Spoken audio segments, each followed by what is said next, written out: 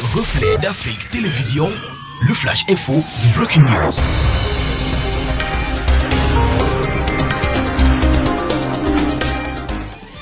Hi viewers, this is the Flash Info on Reflets d'Afrique Television. Cameroon coronavirus frustrates Ramadan festivities. Muslim faithful in Cameroon Sunday joined some of their peers worldwide to celebrate the feast of the Eid al-Fitr that marks the end of the holy month of Ramadan without the usual pomp and fanfare because of the restrictions imposed to stem the spread of the coronavirus pandemic, which continue to make victims. The feast of Eid al-Fitr is a Muslim observance that marks the end of the month-long and down to sunset fasting of Ramadan, usually characterized by congratulational prayers and public feasting. This year, the observance of the Eid al-Fitr came amidst a global pandemic, the coronavirus, which has so far claimed close to 200 victims in Cameroon, amongst over 4,000 infected in close to 3 months, in order to respect the restrictions imposed by the government and the World Health Organization to stem the rapid spread of this deadly pandemic. Muslim faithful were asked to pray home, and the few ones who were allowed to pray in the mosque did so in strict compliance to COVID-19 restrictive measures.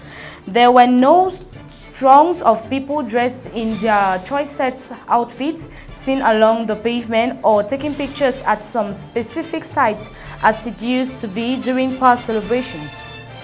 Another issue about the Muslim faith that was affected by the health crisis this year in the Zakah al-Fitr, an obligatory act of charity paid to the poor and needy before performing prayers. Many Muslim faithful disclosed they couldn't perform this ritual because of the need to respect the anti-coronavirus measures. In past years, after the prayers in mosque, Muslims used to visit their relatives, friends, and acquaintances or hold large communal celebrations in homes, community center, or rented house for festivities. This year, it was simply impossible to do so because of the need to respect the social distancing anti-coronavirus measure. In Bagante, in these difficult times of coronavirus in the world, the tribunes of Fête de Bagante turned out to be narrow on Friday, May 22nd, and for good reason. The Honorable Celestin Kechanga, a worthy son of Ndende, through his foundation, closed 3 weeks of support for the populations of the department, who saw him grow. After their majesties, the monarch's institutions such as markets, health formations, orphanages, etc., motor taximen, fragile categories were in turn honored. Over 1,000 beneficiaries under the supervision of social affairs delegate from the Ndé department. These included inter alia people with disabilities, the elderly, the poor, the displaced from the northwest and southwest, and health professionals. For the occasion, rice, oil, cooking oil, soap, salt, disinfectant gels, hand washing containers, gloves, and masks constituted the main parts of the provisions and tools provided by the generous donor to encourage all the populations of this area, which is dear to him, to observe the barrier measures decreed by the Cameroonian government and the World Health Organization, as well as the containment.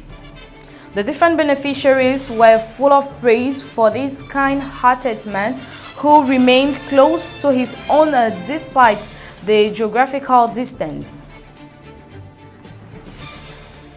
Artemisia, plant behind Madagascar's purported virus cure COVID-19 organic herbal tea, presented by Madagascar's President André Rajoelina as a remedy against the deadly COVID-19 pandemic, is made from Artemisia, a green fern with an appearance similar to cannabis.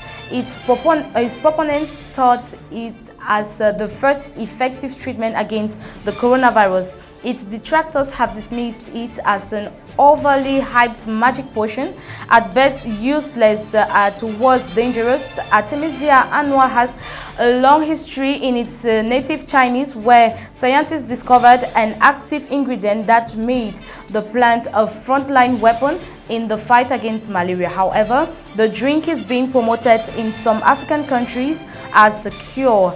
Regolina is the promoter-in-chief of the mixture, marketed as COVID-19 organics and administered in the form of a herbal infusion, asserting that the Madagascan brew has the potential to change history. Regolina has widely distributed it in his Indian Ocean Island nation and donated supplies into many parts of Africa. The East African countries of Tanzania and the Comoros are among enthusiastic consumers of it, as well as Guinea-Bissau and Equatorial Guinea on the Atlantic coast. Guinea-Bissau President Umaru Sissoko Embalo made a point of personal thanking delivering of his country COVID-19 organics under the airport.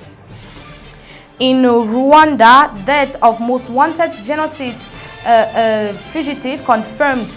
The senior prosecutor at the International Residual Mechanism for Criminal Tribunals, Serge Brenmetz, on Friday confirmed the death of Auguste Binzimana, one of the major fugitives alleged to have been a senior leader of the 1994 genocide against the Tutsi in Rwanda. This confirmation is based on the conclusive identification of Binzimana's remains in a grave site in Pointe-Noire, the Republic of Congo, the statement issued by the mechanism.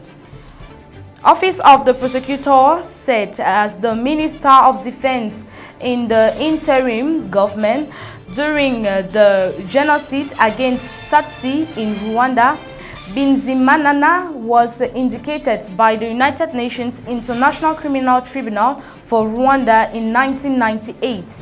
Indictment reports indicate that he was charged with 13 counts of genocide, complicity in genocide, extermination, murder, rape, torture, other inhuman acts, persecution, cruel treatment, and outrages upon personal dignity, all in relation to crimes committed during the 1994 genocide.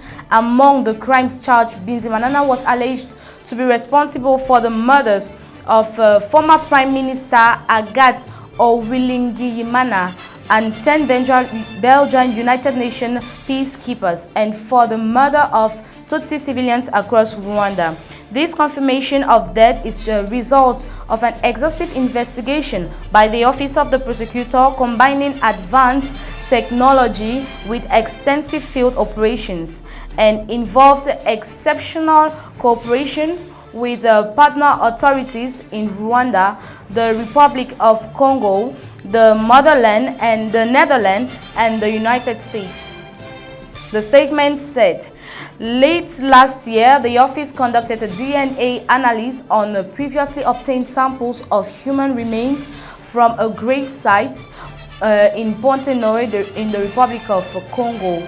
Subsequent investigations and comparative DNA analysis by the officer that last several months ruled out that the remains were those of any other person. The office further verified additional evidence concerning the circumstances of the Bizimana's death.